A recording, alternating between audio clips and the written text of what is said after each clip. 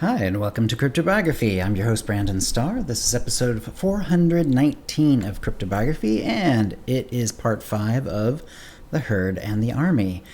And here we go.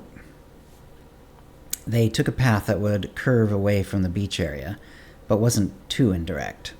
In less than an hour, they saw the village in the morning sun.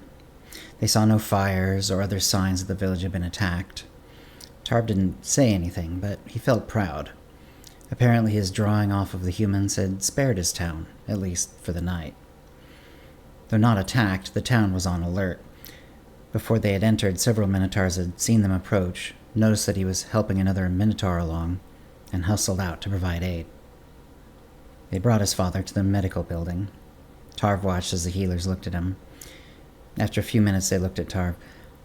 "He's gonna be okay," one said. She was the eldest of the healers.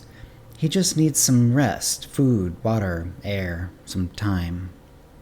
"Excellent," Tarve said. "May I speak with him?" "Perhaps give him some time to rest first," she said. Tarve nodded, went to his father, gave him his hug as best he could while his father was lying on a bed, and left to go back to the forge. He was finally feeling the exhaustion of an entire night without sleeping. The forge normally would be loud with hammering and other noises, but as he approached, he didn't hear any. He opened the door to the forge and stuck his head inside. "Braun?" he asked. Braun was not working, and wasn't there at all. Very likely Braun was helping others make plans to protect the village. But his head was swimming from coming down from the excitement of the night, and from lack of sleep. He went to his bed, lay down, and fell asleep.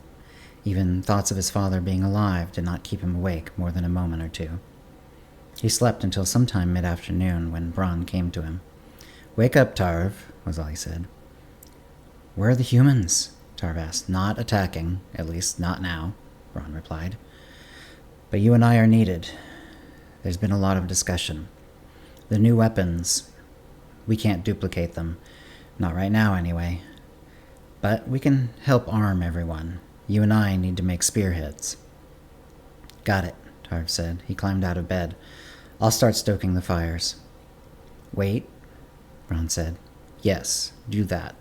But after, see your father. And when you come back, I want you to help me work the bronze." "Really?"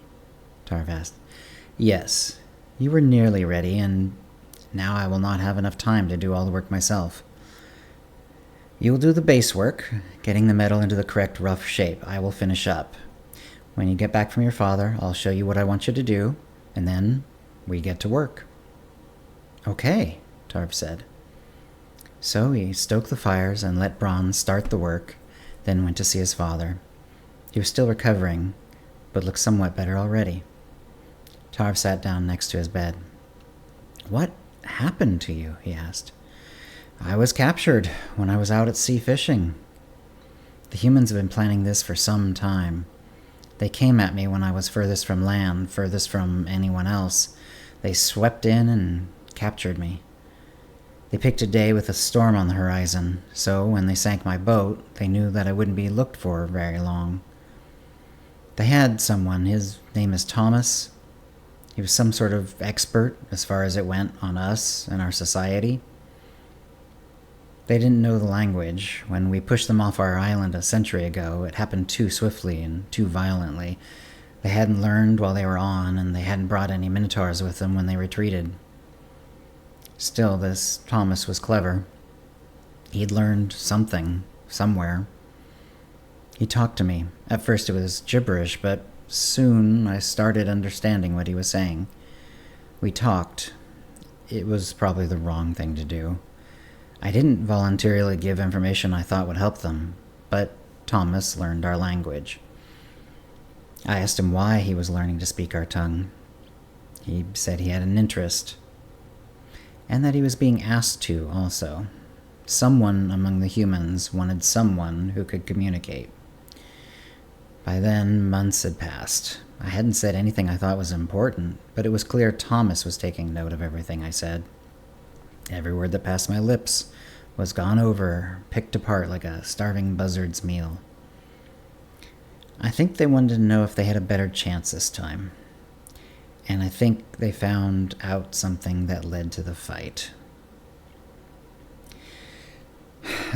I think they learned that we had not progressed our metallurgy so far from the last invasion, but they had.